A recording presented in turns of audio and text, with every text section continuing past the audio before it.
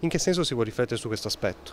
È un desiderio del Papa di dare continuità e unità a tutte quelle che sono le espressioni della Chiesa, e la vita missionaria è proprio uno dei punti fondamentali, ecco, per la vivacità della Chiesa.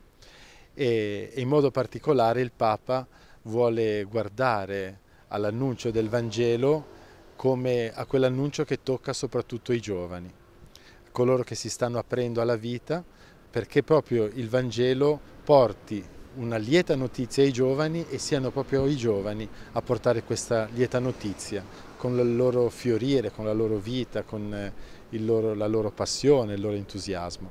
La giornata missionaria mondiale cade la domenica 21 di ottobre. In diocesi la veglia sabato sera, quest'anno nella chiesa di San Marziano di Carasco, su quale tema? Abbiamo pensato, visto che Don Paolo Bacigalupo è ritornato da un anno dalla missione di Cuba, che ci offra un po' la possibilità di riflettere su come la missione può portare un beneficio, può illuminare la vita della nostra Chiesa qui a Chiavari.